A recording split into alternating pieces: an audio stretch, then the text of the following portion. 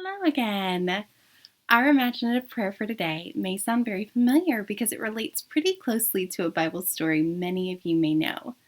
I chose this prayer from Jared Patrick Boyd's book, Imaginative Prayer, for today because it reminds us that we worship God because He's good. One part of His goodness to us is that when we make mistakes, He has unending grace for those who love Him and who are in His family.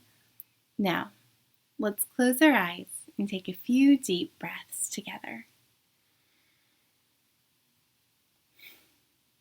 God, I pray you will open our imaginations and let them run wild. Help us to hear and see you as you want us to hear and see you today. Open our hearts and our minds and our ears to your Spirit.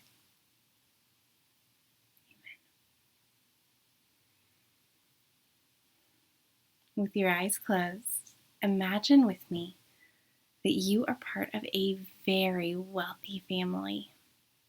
Imagine that you have everything you could possibly want. Your family's very rich. Imagine that you're the younger of 2 children. You have an older brother, and you and your brother both work for the family business.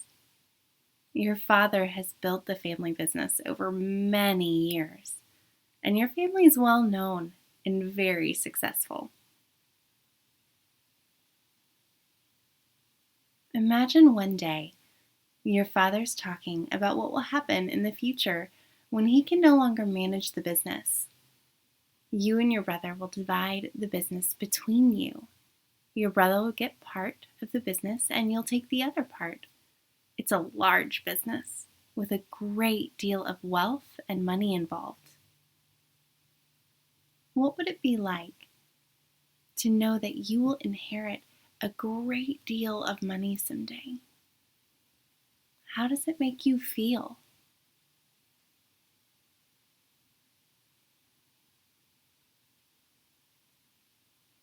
Now imagine that something happens. There's an argument that comes up between you and your brother and you and your dad. Imagine that something happens that makes you want to run away. Now imagine that you're actually old enough to do it.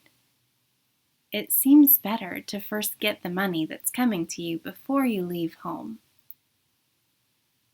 Imagine going to your father and asking him for your share of the inheritance.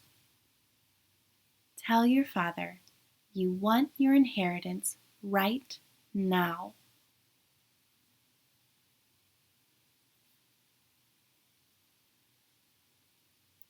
Your father is kind. He's a reasonable man. Imagine that after giving it some thought, he agrees you should leave. Your father sells part of his business in order to give you the portion of your inheritance that he promised you. He's very busy for weeks in order to gather up all of the money for your inheritance. Now imagine your father comes to you one morning and he hands you a big bag of money and he gives you a hug and he lets you know that you are free to go out into the world. He hands you your inheritance. What does it feel like to have this new freedom? Where would you go first? What would you do with all that money?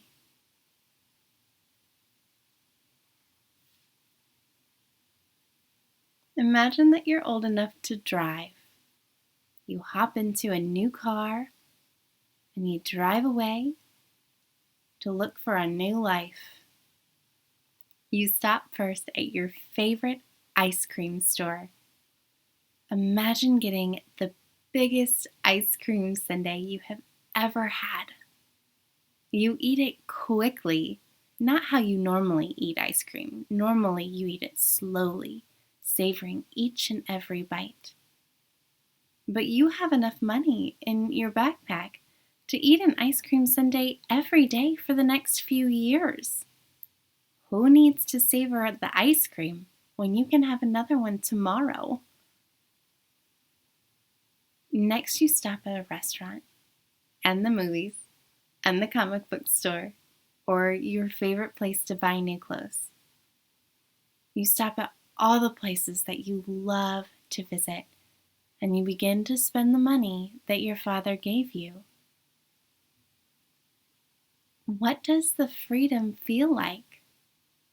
What does it feel like to be able to have anything you could possibly want?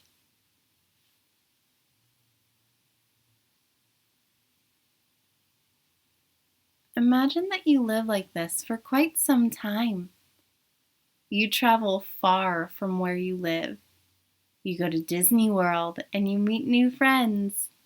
You watch all the new movies in the theater.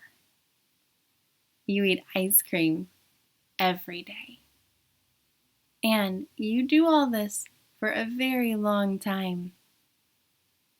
Sometimes you miss home. Sometimes you miss mom and dad. And yes, sometimes you even miss your brother. But you are having a lot of fun. You buy everything you want and you go everywhere you could possibly go to. But then everything changes. The money runs out. Your new friends leave you, and you are far away from home. What would you do if this happened? How would you have money to eat?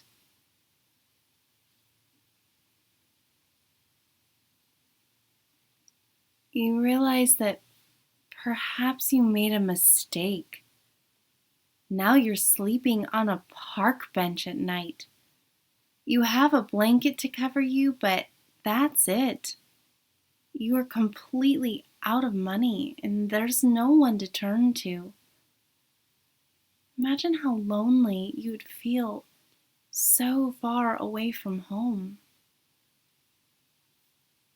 Imagine you find a job. Someone feels sorry for you and offers to pay you to pick up dog poop in the park.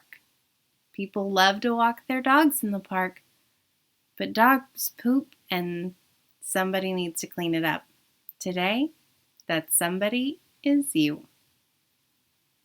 All day long, you pick up dog poop at the park so you can have enough money just to buy something to eat. Imagine that one night, as you feel chilly while trying to sleep on the park bench, you remember what it was like to sleep in your bed at home. You remember what it was like to eat breakfast with your family. You remember playing hopscotch and riding a skateboard with your friends. You remember how much time your dad and mom spent with you, playing games, taking you to the park, working alongside you, teaching you new things. You realize your life would be better if you went home. But how could you possibly tell your father you spent all the money?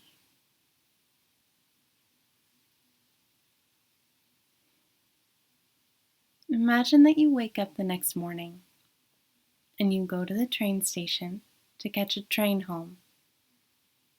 You don't have a car anymore and you don't have enough money for a plane ticket, so this is your best option.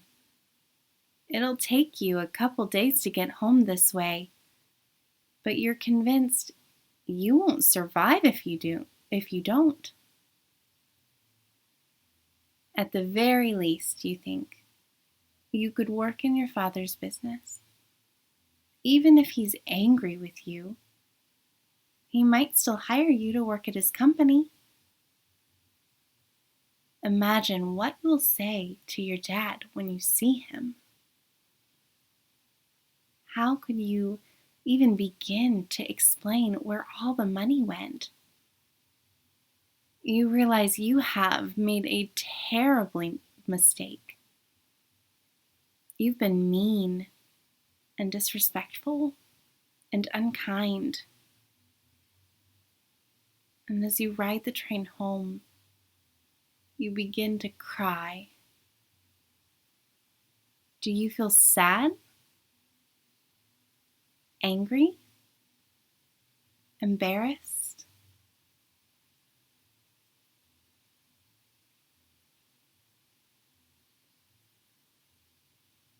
You wake up the next morning as you pull into your neighborhood. You begin to walk home, rehearsing what you think you might say to your father. You've been preparing a speech, an apology. You've been trying to figure out what to say so that your father might take you back and not be angry with you. But just as you begin making your way onto your street, you see your father.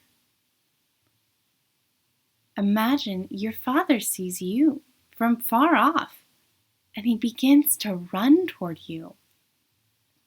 He's running toward you and he's crying. He's crying and laughing at the same time. Watch your father run to you. Imagine that he gives you a giant hug. He wraps his arms tightly around you and picks you up and begins to dance with joy. You don't even have a chance to deliver your speech. You no longer feel embarrassed or angry or sad. You feel wanted. You feel special. You feel forgiven. Imagine your father carries you home on his shoulders.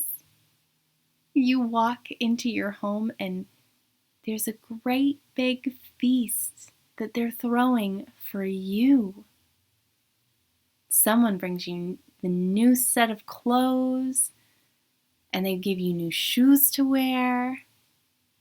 And you notice all of your old friends around.